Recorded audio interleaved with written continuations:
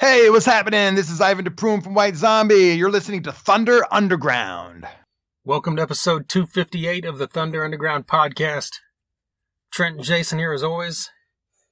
And this week we've got a great one because we've got one half of the original rhythm section for White Zombie here. Right. We've got an interview with Ivan Prume coming up, and we've also got a written interview with Sean Yseult. And we're going to get to both those, which is very cool. I think this is one of those, another one of those 15-year-old, 16-year-old me would be, pee in my pants type thing, There you go. Right? Yeah, we were, that was definitely one of the bands, They were kind of, to me, the forefront of those early 90s kind of Headbangers Ball, just weird metal bands. Yeah. Like Scatterbrain and Animal Bag and Strip Mind and, all that kind of stuff. Fudge Tunnel, whoever the fuck they were, whatever. And they're the one that got big, Yeah, and they're the one that got big. And so, and to me, I mean, all the White Zombie stuff is cool. All the Rob Zombie stuff is cool. But, this is, to me, what was most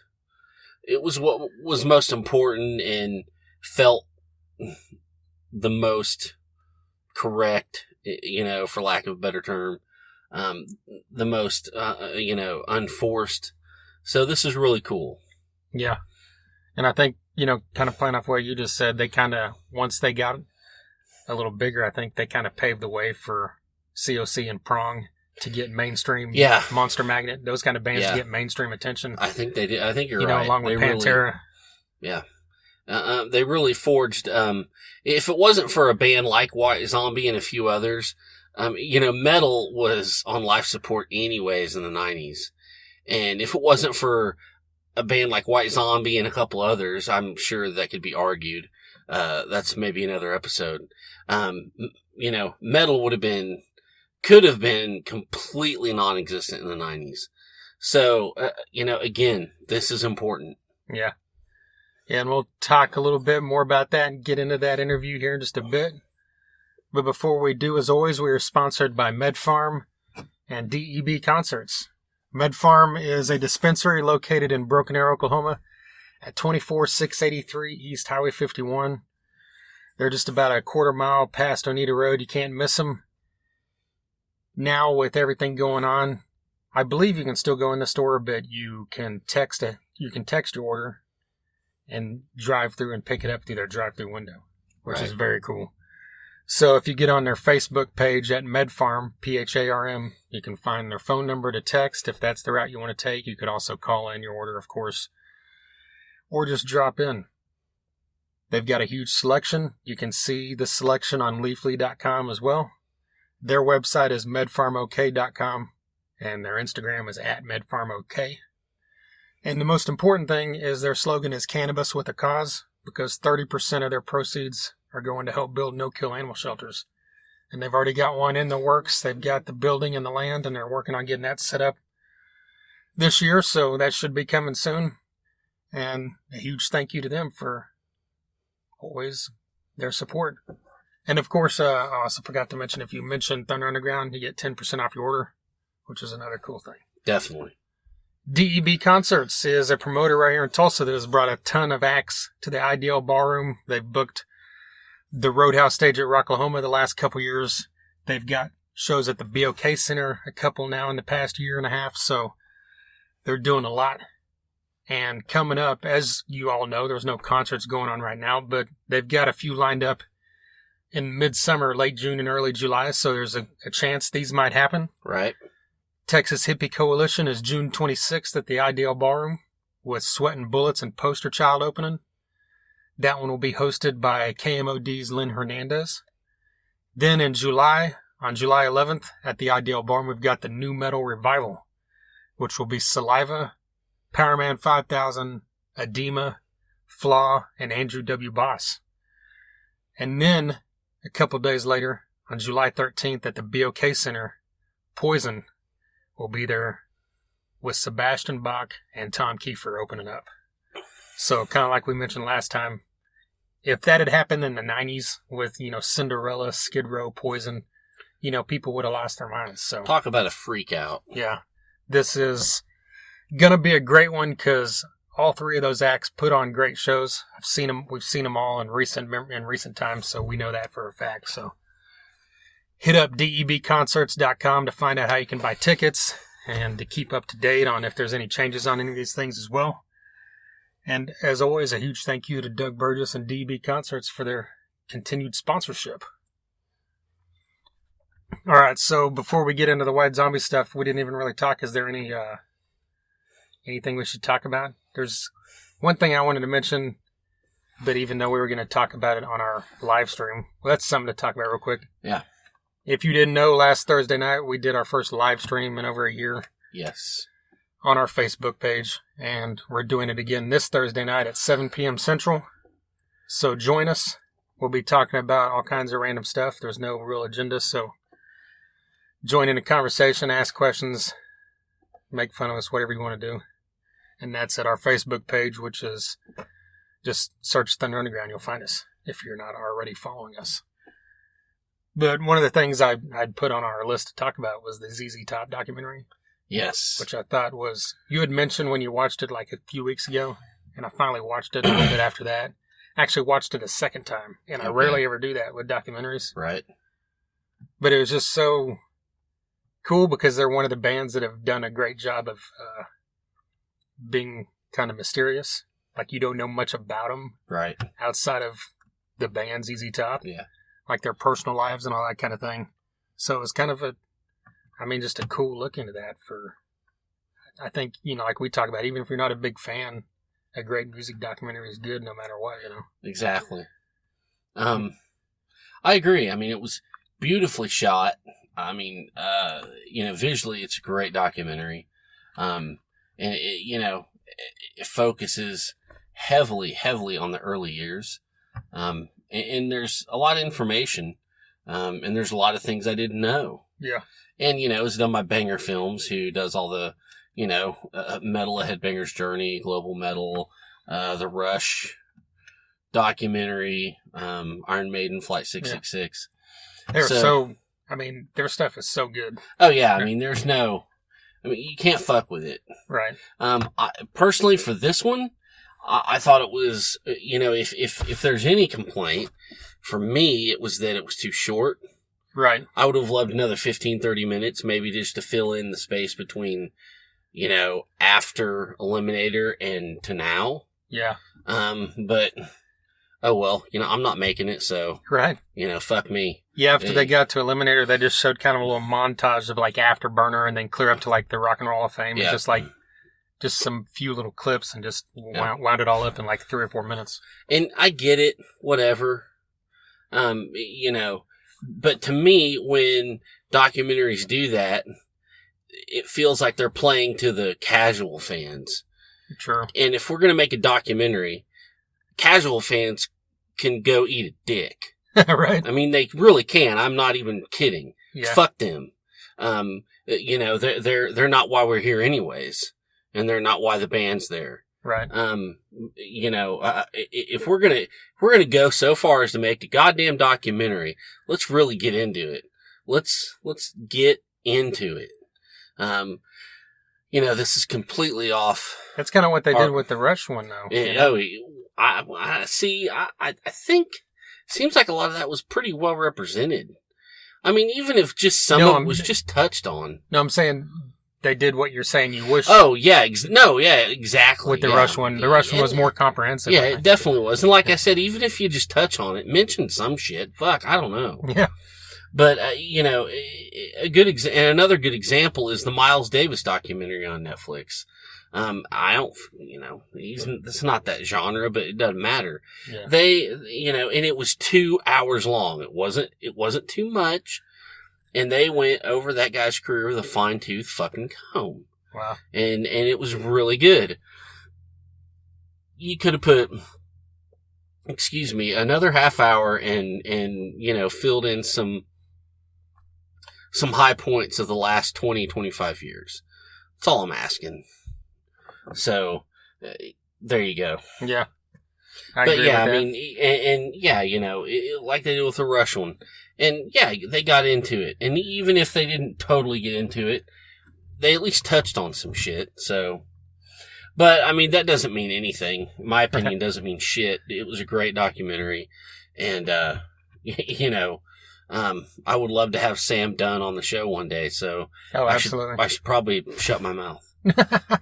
Well, if we do, we'll ask him why. And maybe the band wanted that, yeah. And that's fine too, whatever. So who knows? I just really am going above and beyond to let everybody know that I'm like a super music geek. Right. But I mean, it's cool. Like you said, there's a lot we didn't know. Like I had remembered reading about the fact that Billy Gibbons had a little bit of success before ZZ Top. Mm-hmm.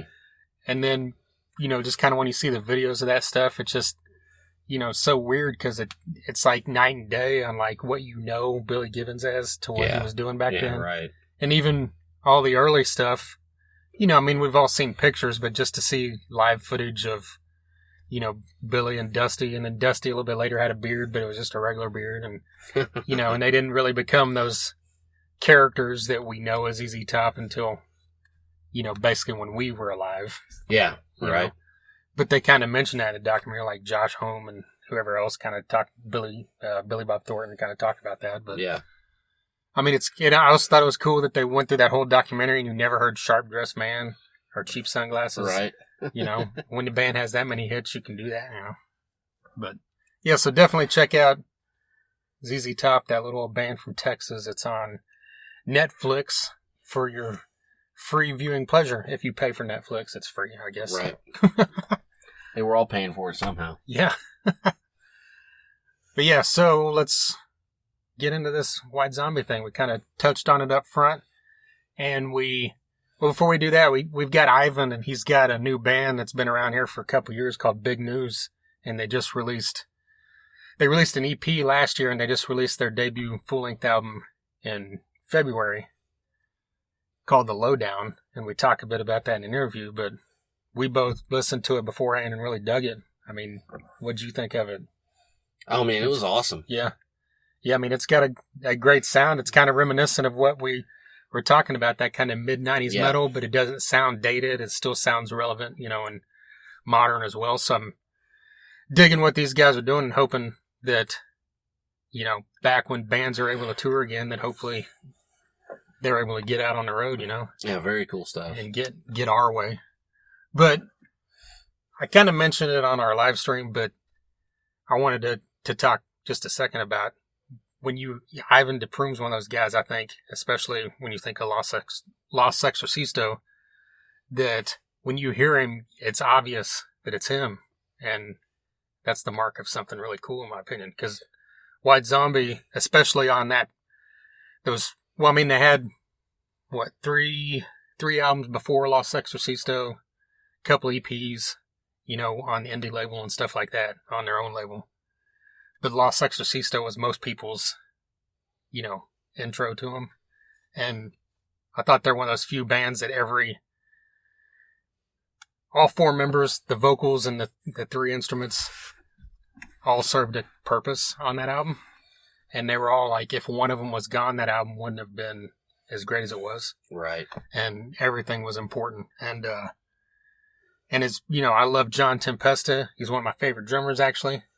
I've got an autographed drum head of the guy. Nice. But when you hear Astro Creep, the music from that, it's obvious that it's a different drummer. And it's not a bad thing, but it's like Ivan DePrume, his drumming was such a signature sound that whenever Tempesta took over, it sounded more just like a metal band to me instead of a groove metal band with a kind of a distinct sound. I gotcha. I hear that. But, yeah, I mean, that's just me being a geek, I guess. Yeah. Well, that's what this is about. It's allowed. Right. But so, yeah, let's just jump into this before we keep talking, right? Definitely. All right, here's Ivan DePrume of Big News and, of course, formerly of White Zombie.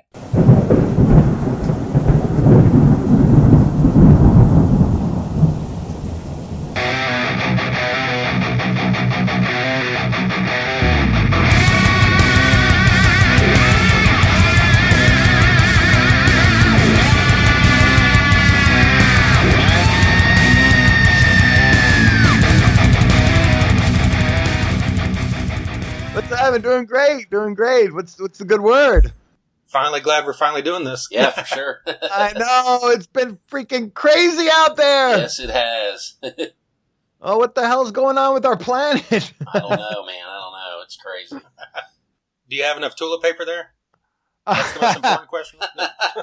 Actually, I got the toilet paper. However, after visiting Japan, I realized that they know how to take care of your butt down there with bidets and everything. And I'm like, every freaking place had one, and I was like, oh, we could give it a shot. And I'm like, it makes so much more sense, you know. It's better to completely wash the area than just smear it around with some freaking paper. You know what I mean? Right. Like, why aren't we up there? I'm like, hello. Yeah, I've always thought that's weird. Most other countries do that, but America's just like, no. Yeah, we're nasty bastards. and we're freaking killing over the toilet paper out there. It's like, hey, maybe it's time. Yeah.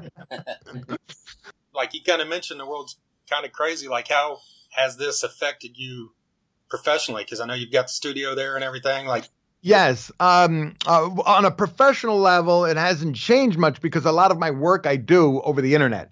Okay. I established virtual sessions back in when I left LA. Actually, while I was in LA, doing virtual sessions, I'm like, so my customers are around the world. You know, not just here in LA. LA, I did get a lot of customers, but it wasn't, you know, as you know, it was very spread out, you know what I mean? And I was paying an arm and a leg, and I was dealing with the freaking building department there because my garage had to be converted to a studio, and I mean back to a garage after. It was just so stupid. It was a very difficult time financially with all of that going on. And I was had a pregnant wife at the time, and we just said, you know what? Why are we here in this smog pit? Right. You know, we're in the valley in the smoggy area. And so I looked at elsewhere, and I was like, holy cow, for what we're paying here, we can get a freaking ranch out there, you know, a nice big property and be in the green. And so here I am. We made the move, and it's freaking awesome. As far as my band goes, I have a band where this is where it's kind of hurting right now with the coronavirus thing going on. We can't rehearse, and we can't. We had to cancel a bunch of shows. But as far as where my money is more of recording my drums for other clients and recording and mixing their sessions here, and I could send the mixes back over there to wherever they are, and writing, and you know, so that's pretty cool, you know, and lessons I could teach. I also teach over the internet as well. So that's pretty awesome as well. You gotta love it. Doing drum lessons via Skype or Zoom or however you do it, is that tough? Doing that where you're not one-on-one with someone right in front of them, where you can, critique their technique closer or anything? In fact, it's actually better. Okay. It's actually better because when I was working here in my studio, when they were coming here, they would actually be in the live room, and I actually set my live kit where they go on the opposite side where it's hard for me to see them through the glass. So we were working over the headphones, and now we can see each other. You know what I mean? And I set it up to where my V drums are connected directly into the system, so they can hear me just the same as they were here, because I have my V drums in the control room. You know, my V drums is the electronic drum kit. Mm-hmm. And so that's a really good mix, so they can hear everything I'm doing, and then I can also, with this setup with Zoom, I can actually bring up material, and they can see it in front of their display at home. So material like documents or screen sharing, whereas before I'd have to run in there and I show, okay, or I just tell them open to page 37, which is the same before. But with the Zoom, we can actually zoom in on things, and they can see it in front of them on their screen if they have a decent, size phone. You know, the phone's a little small, but if they're set up with a bigger screen, like I am here, I got this massive freaking look at that. Nice. It's a nice curved big ass monitor. But doing my sessions, I used to have the space because I edit stuff in the horizontal form, so I go through, and that way I can see really quick how much stuff I have to manipulate, and then I just fly going across. When you got a small screen, you only see so much. You know what I mean? So I like seeing a lot, and I got kind of crazy with that, and you know. I go for it all. If you can, go for it. Why limit ourselves? Especially if we're working with things we love. And I, of course, we got our financial limitations and everything. But if you have the money, and for me, I always reinvest in my art because that's what I love, and of course, my family and things like that. But so. Well, so this recent album release show last month, how did that turn out? It was great. It was a lot of fun. It was really awesome. I got to see a bunch of my folks up in Portland, Oregon. I haven't seen in a while. They all showed up, and well, not all of them, but a good handful of friends, and the turnout was great. It was really great to finally get our material up on stage after doing this album for a while. We played the songs before recording, but the process of recording just took a little longer than expected. With I'm a perfectionist when it comes to getting things the right way, so I go back and go over it again and again. And then we had all the holidays. I am glad we got to play that show before this whole thing shut down with the coronavirus. We got a couple shows in at least. Another couple shows, a few shows, one on the coast, another one in Portland. Oh, actually, we had one in Salem here, which actually they're thinking we're going to still do it, but I don't see how it's possible. I think it's May 1st. That's not happening. Yeah. It's like around the corner, and I heard a lot of schools are shutting down until the end of the school year now, and Arizona already did it. And how's it affecting you guys? Pretty much the same. All the schools are shut down. Yeah. I mean, I'm off work. So, I mean, yeah, it's kind of hitting everybody the same. Yeah. So we're just kind of hanging in there and doing what we can, Yeah. You got to be careful out there with spreading the stuff around and minimize your circles. We see enough of that on the news. So. Yeah. Well, and that's what I was about to say is I try not to watch the news. Yeah. Only when I really have to. It can get a little crazy. Yes. And depressing and overwhelming. Some of the stuff, is kind of, I feel I'm drawn to like just seeing how if we're leveled off yet, like how many more deaths today there was yesterday. It's like doubling. It's doubling up. And I'm like, what the hell? It's like, I can't stand it when I see groups of people still getting together. And like, I'm like, okay, the longer they do that, the more we have to stay in the house. Yeah, exactly. Right. They either drop dead, catch it, or wake up. Right. Yeah. And I hear the postal service might be the postal service. A lot of postal workers. Is the latest thing I just saw is we might be we've lost a lot of postal workers to coronavirus that can't show up and if we don't get our mail and deliveries, that can be a little bit difficult for some of the things. Being quarantined like this, we have to do a lot of our stuff order in. Yeah, right. We're in a new world out here. Yeah. Well, speaking of the lowdown, it's been out about a month and a half now. What's the response been like from fans or from critics or anyone? We have a lot of likes. We have a lot of people think it's badass. It's great. People say the recording production is fantastic, which we did here in my studio, as you know, and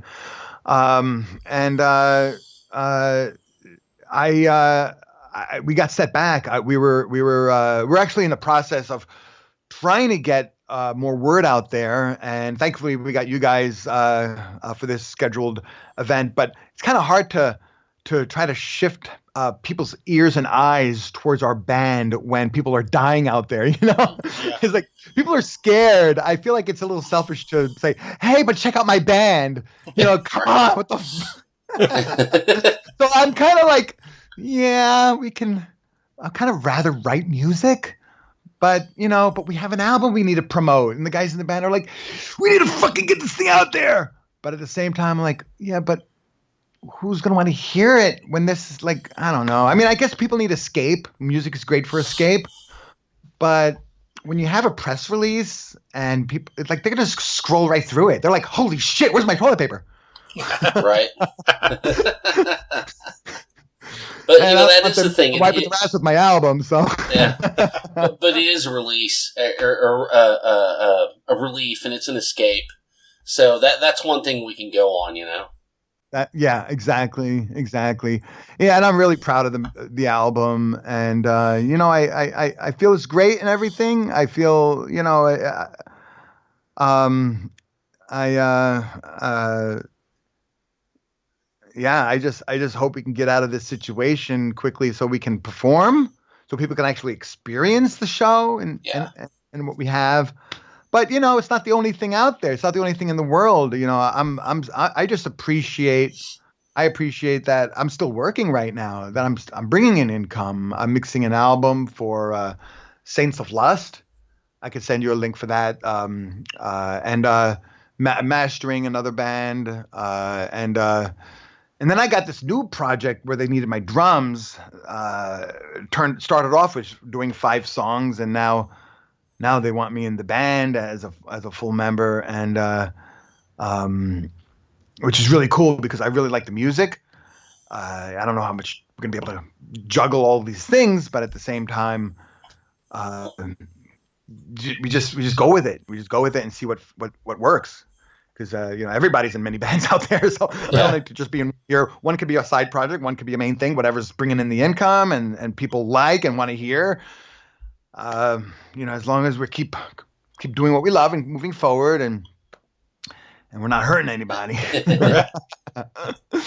Are they in your area? No, actually, these guys are actually spread out. We got a guy in for this new project. It's just brand new. We don't even have a band name yet, but he's got this guy. He's just. I don't want to drop names yet, but you know, the main thing is he's in Vegas, and there's a guy in New York, but I don't know if he's going to be the other guy, and then we got this other possibility. But it's pretty cool. It's the music's along the lines of like Peter Gabriel meets Tool meets Nine Inch Nails maybe, or Nice. Oh yeah, like heavy stuff, and they really want to go with organic drums, so they're going to use my just tribal energy, and rather than more machine sound type of drummer, and you know, the singer who wrote all these songs, he lost his brother a year ago, and during this time of quarantine, he's like freaking. It's just unleashed. Like he just let it all out all of a sudden, you know, with this being able to focus and bam, these 5 songs came out, and he's like, I want Ivan on these songs. He contacted me, and I'm like, hell yeah, bro. So that worked out, and and I got 2 girls that go back and forth with their mom, and they're with me now supposed to be for 1 week. Now we're doing 2 weeks. So since we're homeschooled and everything now, so we can be a little more flexible and stay with me for 2 weeks. So that's good. So if you hear some noise or see people busting in these doors here, you know, it's my daughters, 11-year-old and 15, soon to be 12 and 16 here. Oh my God. Yep. Growing up fast. You guys have kids? No. Nope. No. I somehow escaped that. I don't know. Good. I'm not good. I mean, if you want to be a parent, it's a blessing. I wanted to be a dad, so I made it happen, and yep. Getting to catch up on a lot of shows I didn't watch in a while. Now that we're being home a lot, we also have some programming out there. You know, we got Netflix, and yeah. I think that's what a lot of people are doing. Right. Yeah. One more question about the Lowdown. Did you produce the album? Yeah. Okay. I engineered, produced, You did everything. Okay. pretty much everything. We actually had for my drums, I brought in an engineer to work with me for my sounds while I was out on the kit. He dialed everything in. because drums a little different intensity. Like I want to get full blown, the way I play, and so that was really cool. I got all the settings here, so when I have other bands, I can keep the settings. When they need my drums again, I don't have to bring the engineer back here. I have them all saved, and yeah. Took a snapshot, just dial it right in, and I can go back and forth. I have a remote thing so I can play it back and see if it sounds good. And and that I mixed, I engineered, mixed it as well. The guys in the band also helped me. I need other people's ears. When you're doing everything here, it's like your ears get ear fatigue, and some people say you shouldn't mix the album that you're actually, if you're in the band, you can get outside perspective.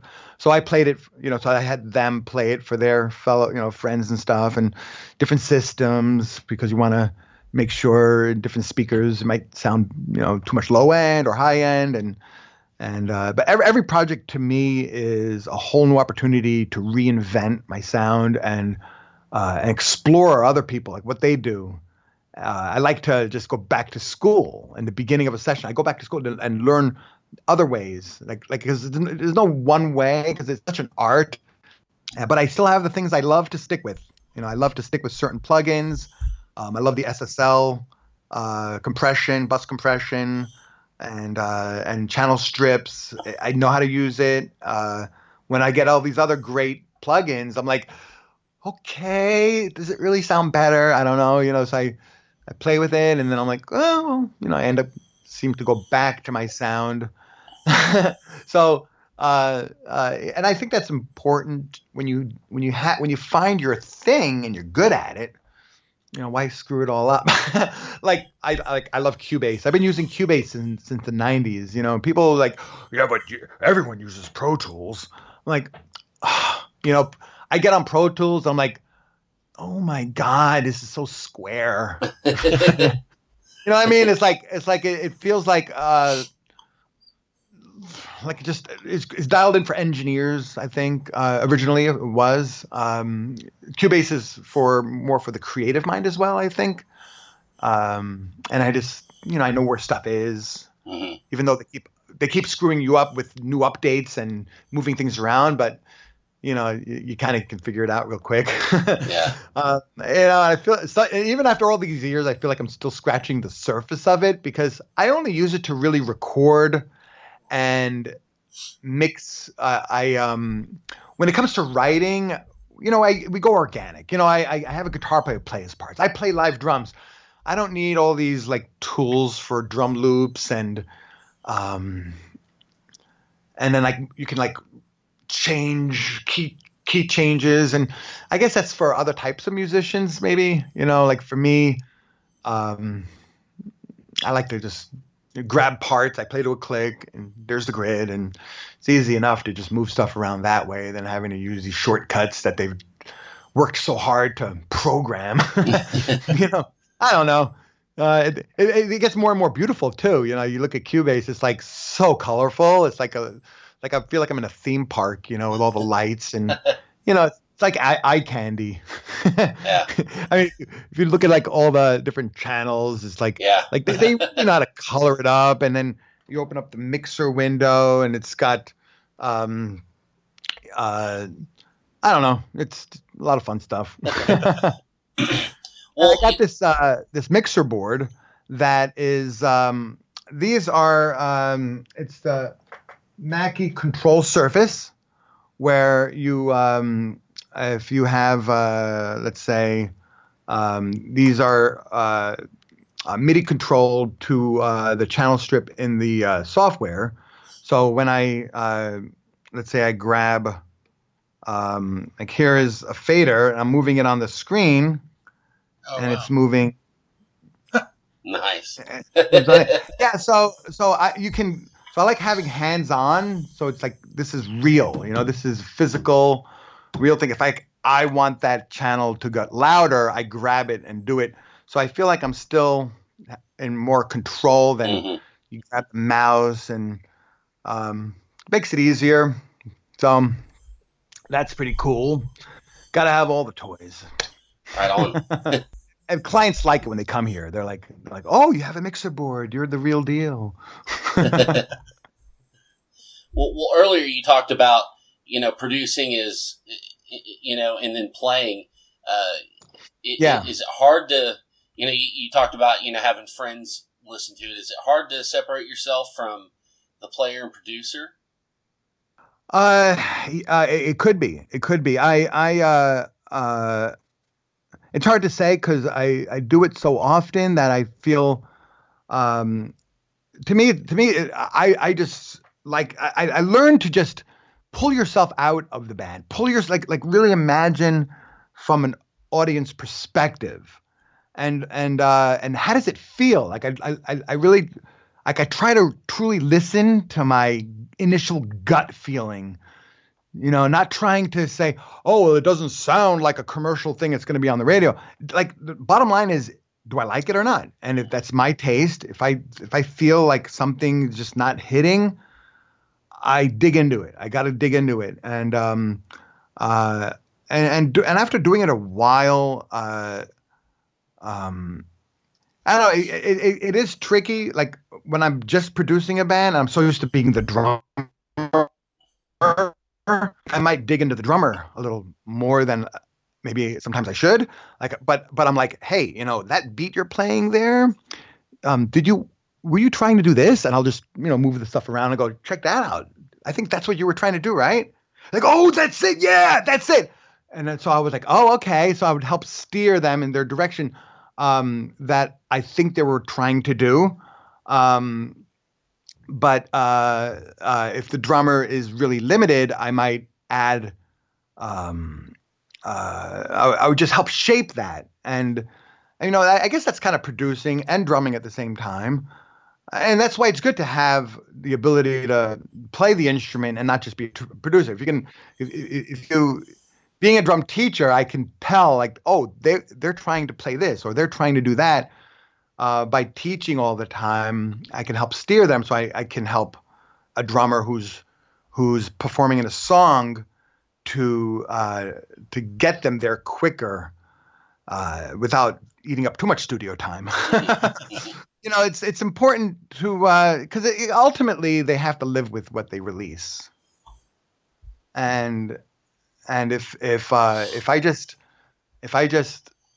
shut up and just do what I'm paid to do, I feel like I'm doing a disservice. I guess it's kind of like if you're a repair guy coming to a house and they're saying, oh, we have a leak here, just fix the leak. And the guy's like, oh yeah, but if I fix this leak, it's going to leak over there too. This pipe is dead. You got to speak up. You got to, so I show them, hey, from the ground up here, you have to strengthen the foundation, the drums and bass. And so when I'm the drummer in the band, the funny thing is I've always listened. I always hear melodies in my head when I'm as a drummer. Like I would, like early days with White Zombie when we did, when we would write, I would always hum ideas to the guitar player. Like, I hear this. Can we try this? Can we try that? And we would bounce stuff off of each other. So we were all kind of like, we were all the writers in the band. And so it is stepping outside the shoes of being a drummer. But I didn't produce White Zombie, of course. But yeah, you were asking, being a producer, is it difficult to when I'm in the band? Mm-hmm. Yeah, it's tough. Like there's so many different lines I cross. So it's like, Yeah. I sometimes I just do what I feel is necessary to get the job done. Mhm. I don't really think about that too much. Right on. Changing the subject just a little bit, like going back to the late 80s, early 90s, New York City, like there was a ton of heavy metal and hardcore bands that came out of there. Like that scene was really strong. Oh Like, yeah. What are some of your best memories of that time with any Well- other bands or anything like that? My favorite times was the days sharing the stage a lot with Biohazard. That's Yes. that's what blew us up, and one of the things that it was we would do a lot of shows with um Chris Williamson.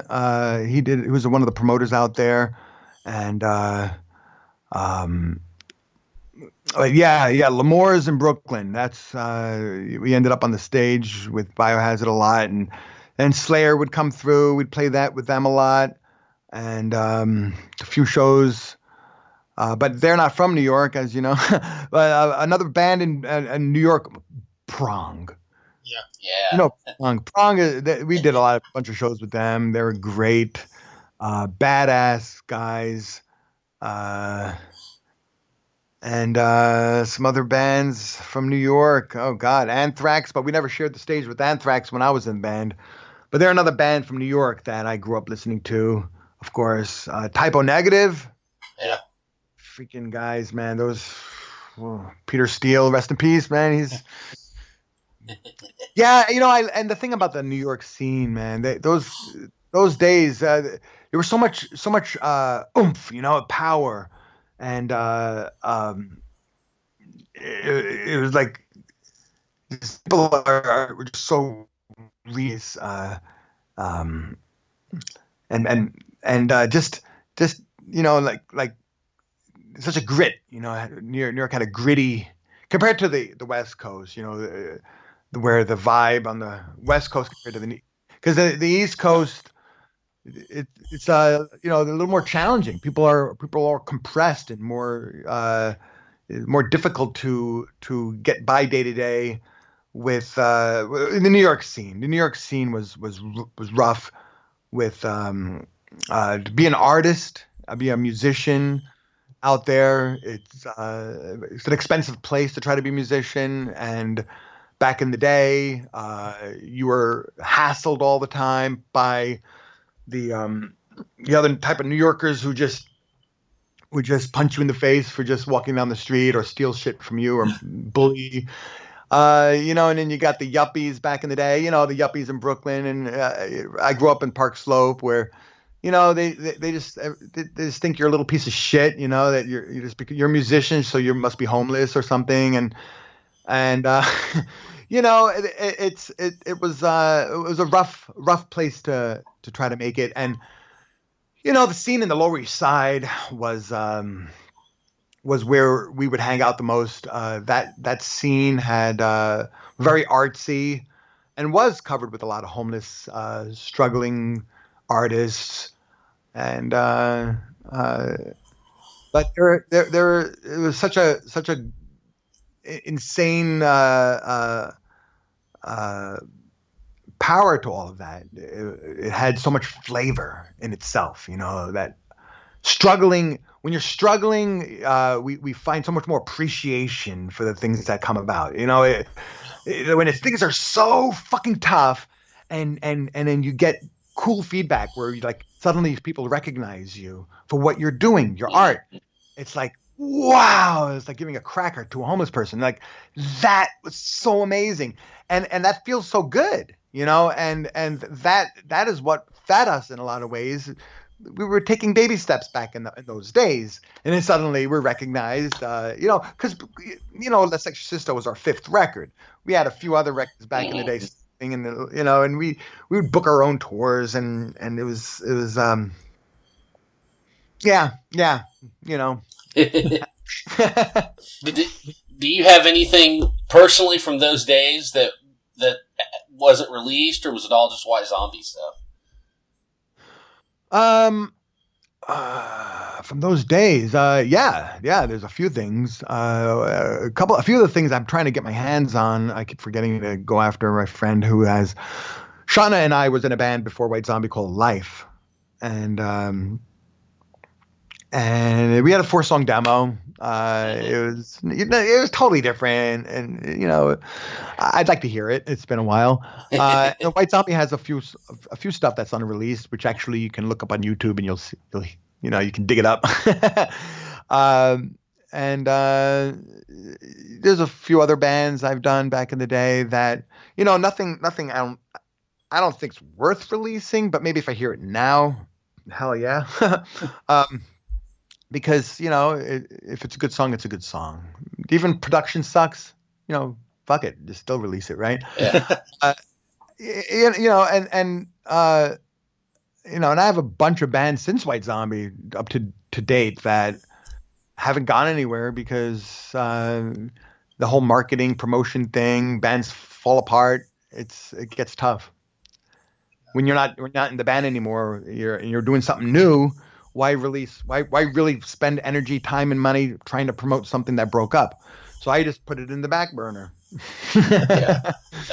My band Healer. I had a band called Anchor. A band called Creep.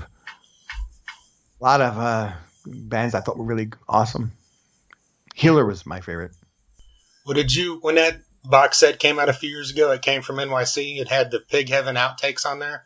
Oh, yeah. Did you check that out when it came out? Is that something you hadn't heard in 30 years? Or? Oh, yeah, that was great. Oh, God. Yeah, and that was very well put together. That whole setup was incredible. The vinyl. Have you seen the vinyl version? No. Big box, freaking. You want me to go grab it? I could show it to you. Oh, yeah. Well, give me a second. Turn the light up a little bit. All right. I think this. There we go. All right, so check it out. Wow. And this is the back. Nice. And so we got all the actual records. And this is God of Thunder. Wow. I don't know. Can you see it okay? Yeah, that's awesome. And then, of course, oops. Did I lose you? No. Can you hear us still? Yeah, I can hear you. Okay. I don't know how that happened. Something just opened up. Might have been my mixer board here. So this is Soul Crusher. And then Psycho Head Blowout. Wow. Yes. And Make Them Die Slowly. So we were like all standing there. And then I always loved Rob Zombie's artwork. Yeah. Yeah. That was the coolest thing. And I always, like, the whole time I was in the band, I always admired his work, because this is actually our 45, what you're talking about. Oh, no, wait. Pig Heaven. There it is. That is awesome. And now, this is the coolest part, okay? This is a book. Wow. That has a whole bunch of freaking pages, and it's like all of the pictures are huge. So you got Rob there, and it's full of flyers and live pictures. You got the whole T-shirtography, where it's like the whole all of the T-shirts that we released. Oh, and here's the flyer gallery, and then big ass pictures of us back there, and yeah. So I thought this was amazing, and the way this was written, we have, like, this guy interviewed us, each of us in the band for over 3 hours each, taking down information, and what's the guy's name? I'm looking for his name who wrote this. I forget.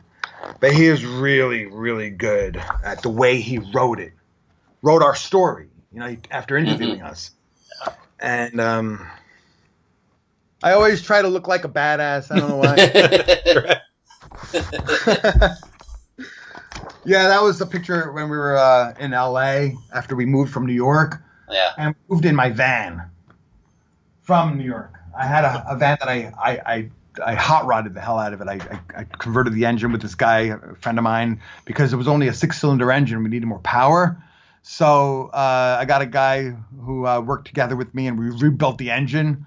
At the same time, we were promoting Les Exorcisto, and I was like, what the fuck am I doing? I was missing out on a lot of the parties and shit that getting together with the A&R guy, and I'm like, oh, well, I guess I got to miss that because my freaking van is broken down on the street now with an engine that's taken apart. When that was done, it had so much freaking power, and I ended up selling it in LA to a band called Wax because we were going on tour that we didn't know when we were going to come home. It was like going to be an indefinite for Les Exorcisto. And so I'm like, okay, I got to sell my van, which I was glad to get rid of it because, you know, it was an older van. But yeah, it had cherry bomb mufflers, 4-barrel carburetor, boom. It was fun, good times. Did you guys ever play CBGBs?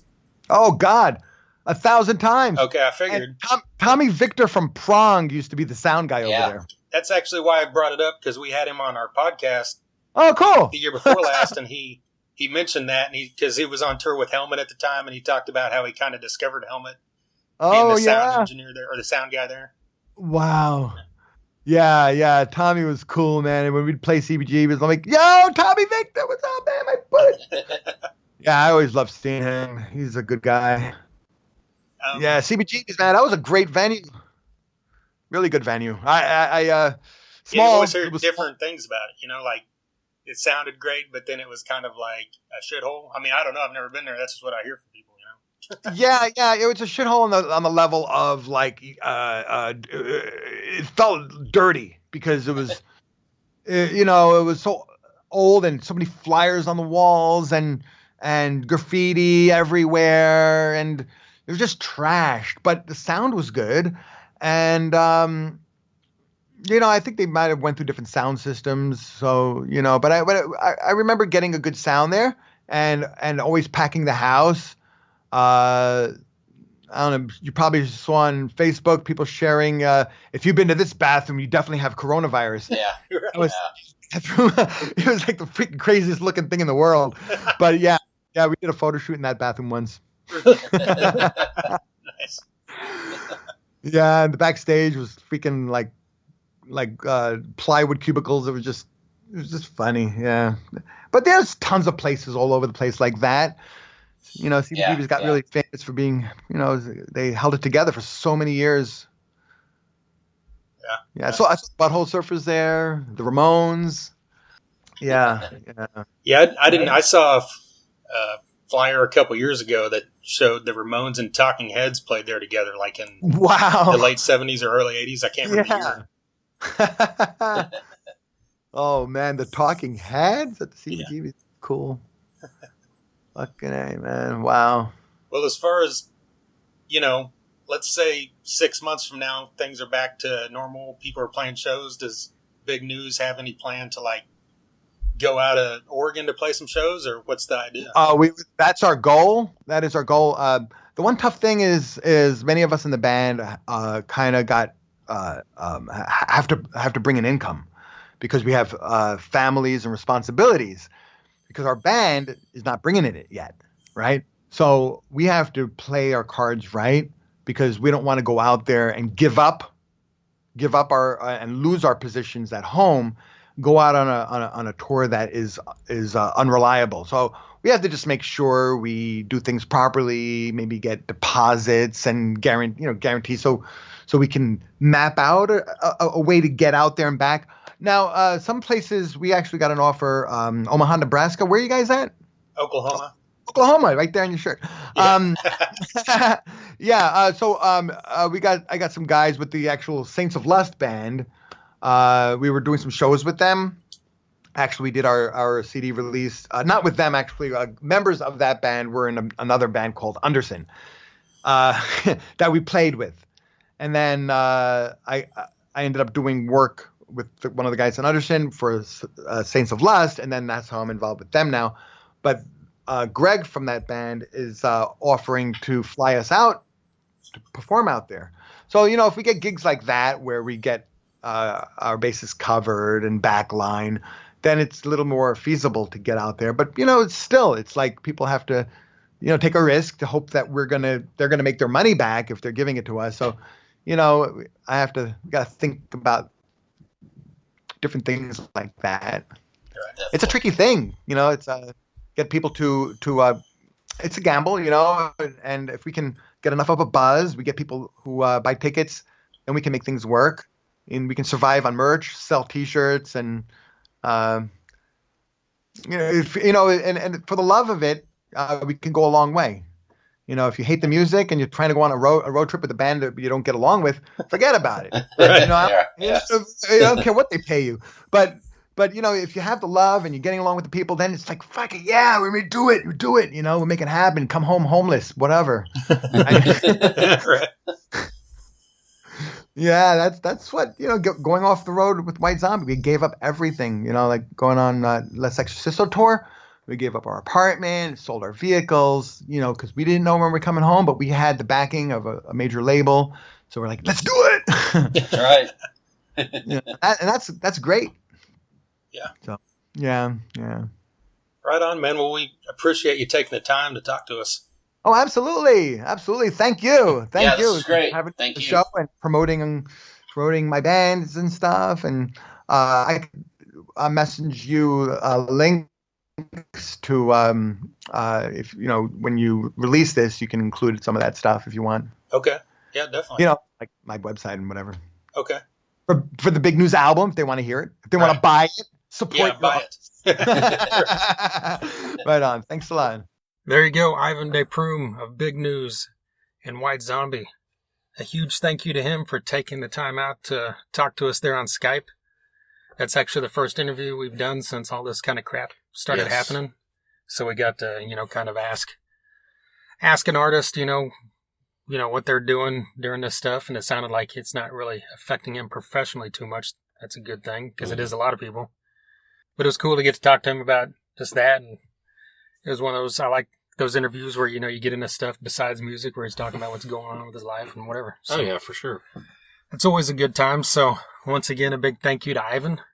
And like we mentioned up front, we actually mentioned a few times late last year, and we just kept putting this off until the right time, which is now, because we had Ivan on here.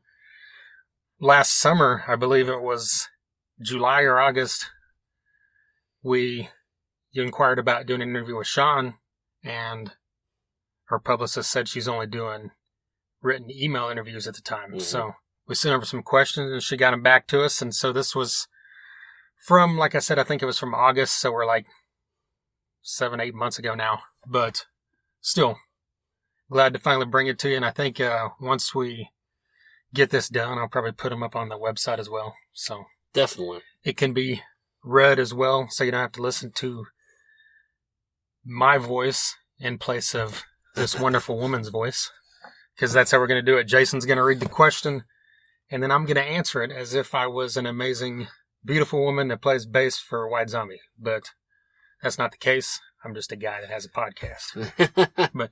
But before we get into it real quick, that's kind of something to point out. Like we talked about them kind of being one of the bands that spearheaded 90s metal. Yeah. Whenever Los Exorcisto came out, I was 15. Yeah. And we knew, obviously, Lita Ford and Joan Jett and all these kind of people. But as far as, like, metal went, I don't remember, unless I'm just forgetting, I don't really remember there being a prominent female in a metal band prior to that, at least in the mainstream. Or at least someone that I was paying attention to. Yeah. There's someone I'm forgetting. But I'm sure a case could be made for L7. Well, yeah. But see, that's to me... probably looked at more as alternative. Yeah. But I didn't really even listen to them until after I got into White Zombie. What about the Psycho Sluts from Hell? True. I wish you were a beer. But wasn't that like 90, around the same time, 92, 93? God, I can't remember. Yeah, I think so. So, I don't know. But, you know what I'm saying. I mean, as far as a band making it big and just being the face of, like, metal there for a little bit. Totally. Yeah. But so, yeah. Let me pull this up and let's jump into this. Here's our written interview with Sean Yseult of White Zombie. Are you going to have the intro music going? No. I don't know if I need to do it again. You're right there. That will be it. Right Okay. Okay, so to kick it off, what is the status of Star and Dagger, and could we see a follow-up to Tomorrowland Blues? That's on hold. We all got busy. But I love my witches and would love for all of three of us to have the time, at the same time to make more music together. Right. Yeah. Looking back on Tomorrowland Blues, how do you feel it stands in your discography as an artist? It shows the side of me that has always loved Blue Cheer, MC5, and all things heavy and rockin'. We love heavy and rockin'. Yeah, and we love Blue Cheer and MC5. Right. Well, you compiled I'm in the Band in a unique way with photos, diary-style entries, etc. How long did that process take? About a year. There was lots of scanning. Nice. Yeah. In-depth answer. Was there anything you came across when compiling the book that you had forgotten about? This is more in-depth for you. Okay. I love finding the cool Die Cruisin' tickets. Those guys were good friends back in the day, and we always had great shows with them in the Midwest. Also, when I found a half of a book of White Zombie tickets from when we headlined the Marquee Club in London, which was sold out. It was our very first big show headlining on a day off in Europe, where we had been opening for Danzig, and it was really a thrill. Plus, the tickets are ornate and beautiful. Have you considered writing a traditional style autobiography about your life? No, but maybe something of my childhood spent at the North Carolina School of the Arts. That would probably start a new wave of hashtags, though, for all of the insanity that happened on that campus. Oh, wow. Leave that to your imagination. But I want to jump in real quick before we go forward. If you haven't checked out I'm in the Band, it's a very cool book. Right okay, on. Proceed. Yeah. I've got it. Well, having so many creative outlets with music, drawing, photography, design, and writing, how do you balance it all? What outlet is most rewarding to you these days? When I'm doing design work or music or photography, I'm really locked in and focused on the one thing. I do not work in the realm of the other two at all. This will last for 6 months to a year, depending on the size of the project. Outside of school, I grew up taking 4 ballet classes a week, 3 piano classes a week, and 2 violin classes a week, and practicing all 3 of them a lot. Growing up with that much self-discipline doesn't just go away, fortunately or unfortunately sometimes. Well, looking at recent events in the entertainment industry with the Me Too movement, as someone who has been in the music industry for a long time, do you think this era is still the same for women in the music industry, or have there been improvements? I'm not really in the music industry so much anymore, so I don't really know. I would imagine, as in most walks of life, that things have gotten better. Nobody messed with me, that's all I know. And I also notice a lot more female musicians these days, which is nice. As a musician who is an accomplished bassist, pianist, and violinist, is there any instrument you wish you had learned that you did not? Yes, I'm still trying to master the banjo in my free time, and a theremin. I find them both physically difficult, so it limits my progress. Well, you recently posted a photo of a White Zombie demo and live tapes that have been blocked from being released. How many of these tracks are songs that did not see the light of day on a White Zombie album? Is this something you feel can be worked out, or do you feel it may always be an unfortunate situation? I don't think they will ever be allowed to be released, and quite honestly, I'm not sure how many of them are standalone, unheard songs, or if some got cannibalized into new songs. I think they would be of interest to fans, though, no matter the quality or the degree of quote-unquote noise, which was actually a goal at the time, not an accident. Looking back on White Zombie tours with bands like Pantera, Prong, Ramones, Deftones, Danzig, etc., what are some of your favorite artists to tour with and some of the best experiences? Well, it was truly amazing to see one of my all-time favorite bands, the Ramones, play a set every night for a solid month. It's Alive is the very first cassette I ever bought, and I still have it. I've always said that my holy trinity is the Ramones, the Cramps, and Motorhead. That said, Pantera were the most fun to tour with.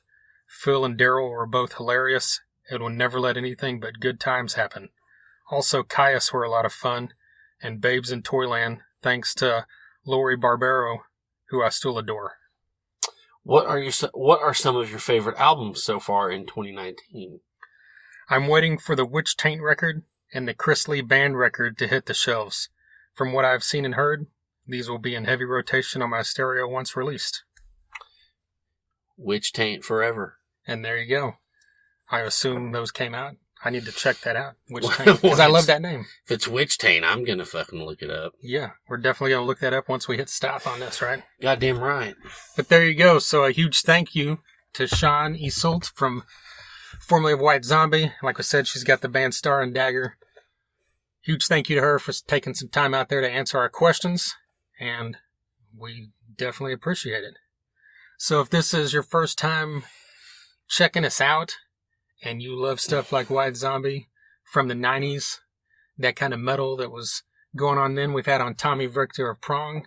We've had on both Mike Dean and Reed Mullen from COC. Huge shout out to, rest in peace to Reed Mullen. And then we've had on guys like Dave Elfson from Megadeth, Chris Broderick. We've had on Gene Simmons of Kiss. We've had on, guys from Seven Dust, Guns N' Roses, Def Leppard, Shinedown, Shooter Jennings has been on here, Battlecross, Sons of Texas, Typo Negative, Life of Agony. The list just keeps going and keeps getting longer, and we're very happy about that. Definitely. It's the best. I'm glad we can now say White Zombie on future episodes. Exactly. So just dig through there, soundcloud.com/Thunder-Underground. You can also listen on iTunes, Google Music, TuneIn, Stitcher, Mixcloud, or just Google it. You'll find it. You can hit us up on Facebook, Twitter, Instagram. Get on YouTube at The Thunder Underground and subscribe. We post a lot of videos that are separate from the podcast about album reviews, concert reviews, and all that great stuff. And wherever you listen or see our stuff, if you hit like, you don't even have to share. Just hitting like or doing a comment helps all those stupid algorithms and get the stuff spread around. Stupid they are. Yeah. So it helps us out greatly, more than you would imagine. So everything's at thethunderunderground.com. You can find all our podcasts there and all our social medias and even reviews. We've got album reviews. Jason does a lot of those. So get on The Thunder Underground and check that out. And once again, this Thursday night, which would be at this point tomorrow night, 7 p.m. Central, check us out on Facebook. We'll be live. We'll be talking about all kinds of crap. So get on there and check that out. And once again, huge thank you to MedFarm, DEB Concerts, Sean Yseult, and Ivan De Prume of White Zombie. And until next time. Thunder Underground, y'all.